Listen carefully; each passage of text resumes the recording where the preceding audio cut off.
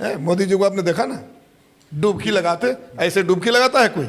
ये डुबकी है, ये डुबकी है कि मजाक है? 40 महादलित परिवार रविदास जाति का बना हुआ इंदिरा आवास को तोड़ दिया, बच्चों को बाहर कर दिया गया, बच्चे बीमार। बीजेपी का है, मुंह में राम बगल में छोड़ी, अपने आप को राजा की तरह पेश किए और प्रजा को घरों में कैद में जाइए, जब जाइए बीपीएससी परीक्षार्थी मिलेंगे धरना पर बैठे हुए, आशा मिलेगी, रसोईया मिलेगी, आंगनबाड़ी सेविका सहायिका का होगा, है किसानों का धरना चल रहा है जमीन जैसे बदलने की बात एक प्रशांत किशोर जी भी कर रहे हैं सर, उन पे क्या कहें? देखिए वो बदल करके पीछे ले, बिहार के अंदर 2600 प्राथमिक विद्यालय बंद कर दिए गए। विद्यालय बंद ये कह करके कर दिया गया कि जमीन बीजेपी वाले लोग अपने आनंद के लिए हिंदुस्तान में कितने जाने लेंगे, ये बहुत ही चिंता। सरस्वती पूजा के एक दिन पहले इस महाकुंभ में एक नई संविधान का प्रस्ताव पारित। बिहार में आर्थिक सर्वे आपने कराया था, भारी गरीबी पाया था, है 94.5 लाख परिवार 6,000 से भी कम आमदनी, 1 लाख महीना जो कमाता है उसके लिए टैक्स में छूट। गांव में सर्वे कर लीजिए ना, एक गांव में 1 लाख महीना कमाने वाले की बिहार दुनिया को शिक्षा दिया है। बिहार से ज्ञान लेने तो महात्मा बुद्ध आए थे नेपाल से, महात्मा गांधी इस बिहार में आए थे आज़ादी की लड़ाई की शुरुआत करने। चंपा कहा जाता है कि हिंदू जो है सनातन धर्म, उसमें छुआछूत नहीं है सर। आप लोग राजनीति करने के लिए जो है इस तरह से भेदभाव पैदा कर देते हैं, हिंदुओं को तोड़ने की टोनी के गलिया में जाते थे, गलिया में घूम के आते थे, घर स्नान करते। नीतीश कुमार जी बूढ़े हो गए हैं, अब उनका नाजायज लाभ भाजपा उठाना चाहती है। मैं हूं राजेश कुमार और आप देख रहे हैं जहानाबाद दस्तक। अभी हमारे साथ हैं भाकपा माले नेता सह घोसी विधायक रामबली जी, और अभी इनसे हम बात करेंगे। इनका जो है नीतीश कुमार का प्रगति यात्रा का जो चल रहा है, अभी हर ज़िले में घूम रहे हैं, और प्रगति यात्रा का जो है दुर्गति यात्रा बताने वाले रामबली जी हैं, इनसे बात करेंगे। सर, आप प्रगति यात्रा को दुर्गति यात्रा का नाम दिए सर, क्या कहें? नहीं, मैंने नाम नहीं दिया, दुर्गति हुआ ना, पूरा स्कूल बंद था, पूरा यातायात बंद था, लोगों को अपने अपने घर के सामने, बल्कि जहां उद्घाटन करने ये गए थे धरहरा में, उसके अगल बगल के गांवों में भी बांस बल्ला गाड़ करके घर में कैद कर दिया गया था। परीक्षा का डेट समय बढ़ा दिया गया, कोर्ट कचहरी आने वाले लोगों को भारी मशक्कत करना पड़ा। तो जनता के लिए तो ये दुर्गति यात्रा थी। सर, अगर सरकार भी इस बार आते हैं 2025 में आप लोग, तो क्या सर जनता के लिए क्या संदेश देंगे सर? नहीं, जनता के लिए संदेश नहीं देना है, जनता ने खुद ही संदेश दे दिया है। बिहार में जातीय गणना हुआ, तो गणना जातीय, ऐसे पूरे देश में 1931 तक गणना हुई थी, अभी तक नहीं हुआ। जातीय गणना से भाग रही है पूरे बिहार की देश की सरकार। लेकिन बिहार में जब महागठबंधन की सरकार बनी तो जातीय गणना हुआ, और जातीय गणना में बेईमानी सामने आया। संविधान में दर्ज है कि जिस जाति की जितना अनुपात है, जिस वर्ग की, उस वर्ग के अनुसार आरक्षण मिलना चाहिए।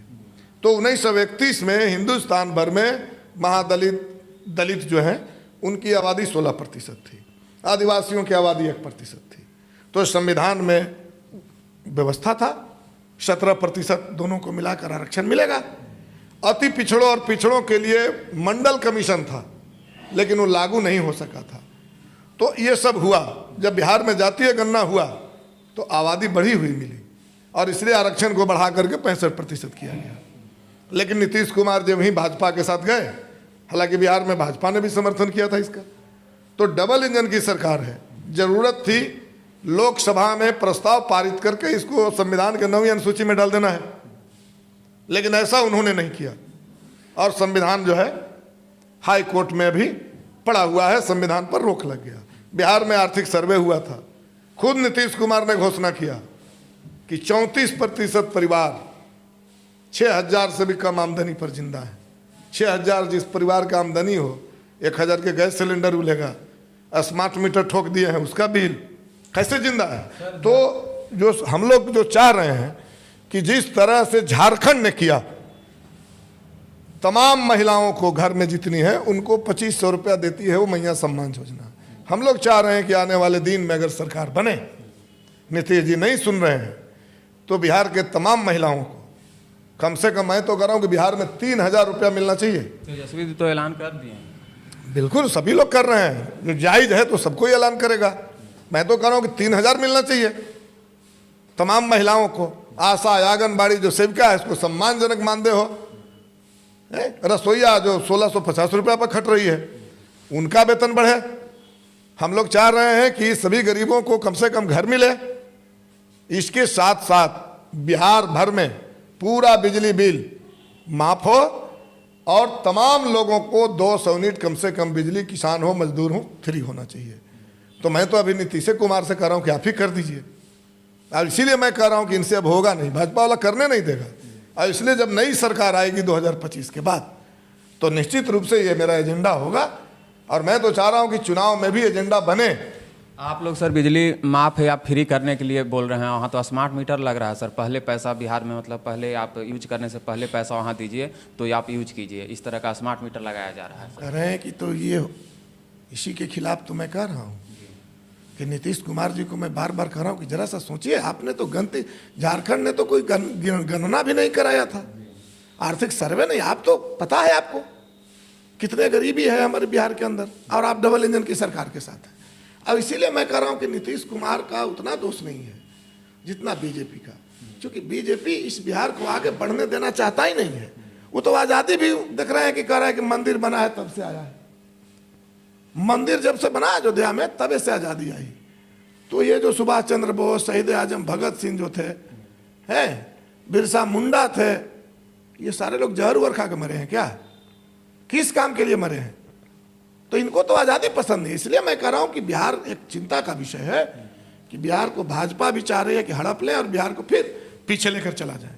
और वो एक उनके जो पार्टनर हैं प्रशांत किशोर, ये भी चाहते हैं कि बिहार को फिर उसी दुनिया में लौटा दें जहाँ खटिया पे बैठने की इजाज़त नहीं हो, जहाँ छुआ हुआ पानी पीने की इजाज़त नहीं हो, जहाँ कोई अपना दलित लोग अपने इष्ट देवों की पूजा ना कर सके, न रैदास की पूजा हो, न अंबेडकर का सम्मान हो, न चौहरमल का सम्मान हो।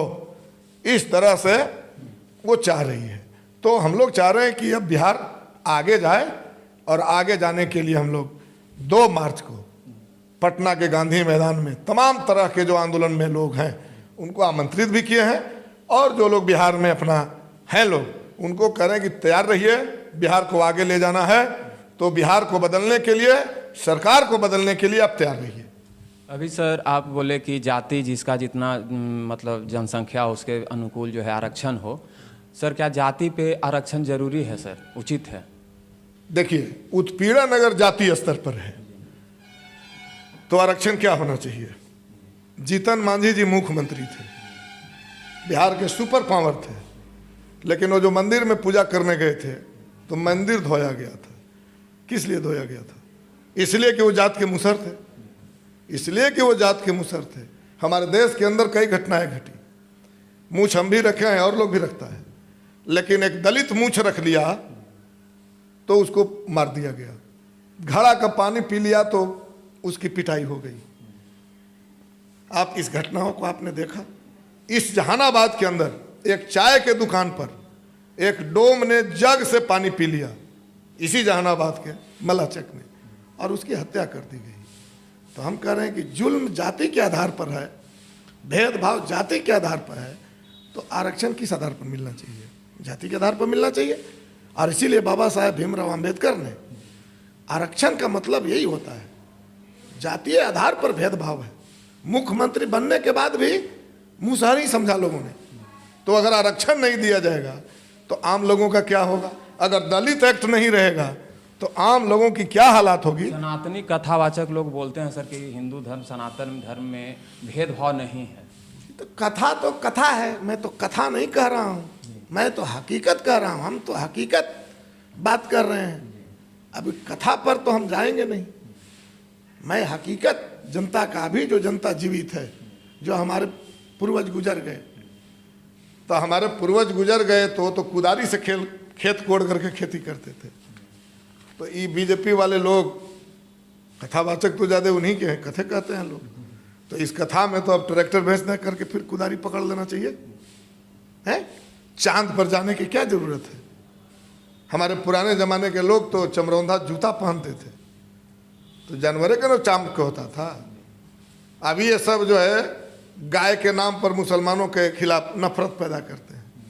तो हम कह रहे हैं कि भाई कथा कथा है, मैं उनको सम्मान करता हूँ, इस संस्कृतियों के लिए भाई अब कथा कर रहे हैं, लेकिन उस कथा का उपयोग यदि आधुनिक युग के लिए कर रहे हैं, उस कथा को आप विकास रोकने के लिए कर रहे हैं, सांस्कृतिक प्रगति यदि रोकने के लिए कर रहे हैं, तो ये आप कथावाचक संत के साथ साथ बीजेपी के आप कहिए कि मार्गदर्शक हो सकते हैं। नहीं तो अगर केवल आप कथावाचक हैं तो निश्चित रूप से आप सम्मान के पात्र हैं। आप कथा कहिए। समाज में संस्कृतियों के द्वारा बहुत सारे कंट्रोल होते हैं, सोशल कंट्रोल, बहुत सारा हम संस्कृतियों से बहुत चीज़ ग्रहण किए हैं, वो चीज़ें हम ग्रहण करेंगे। लेकिन वो चीज़ बता करके आधुनिक युग में फिर आप कहिएगा कि भाई पूर्वज तो पहले कुदारी से खेती करता था, है? कथा में तो हमारे जितने इष्ट देव थे तो कोई धनुष लिए हुए थे, कोई भाला लिए हुए थे, है? अब AK-47 की क्या ज़रूरत है? कथा में तो इस तरह की कोई पुलिस नहीं थी पहले, 112 तो नहीं चलता था तो कि एकदम कोई घटना घटी 112 वाला पुलिस पहुंच गया। तो कथा कथा है, वो हमारे समाज को नियंत्रित करने का, वो हमें मार्गदर्शन करने का, आगे बढ़ने का एक माध्यम है, चाहे जो धर्म का कथा हो, लेकिन वो वर्तमान युग में बाधक ना बने, वर्तमान युग को पीछे ले जाने के लिए मजबूर ना करे, तब ठीक है। लेकिन अगर वो कथा हमारे आज़ादी पर सवाल उठा दे कि मंदिर बना उस समय से आज़ादी मिली, तब वो कथा है कि गाली है? तो इसलिए हम कहना चाहते हैं कि कथा सम्मान के पात्र है, अच्छा लगता है लोगों के पास, बहुत सारी मिलता है, एनर्जी भी मिलता है। बहुत बहुत धन्यवाद सर, आपने टाइम दिया सर। तो आप लोग वीडियो से क्या समझते हैं? वीडियो को लाइक कीजिए, शेयर कीजिए। मिलते हैं अगले वीडियो में, तब तक लिए जय हिंद।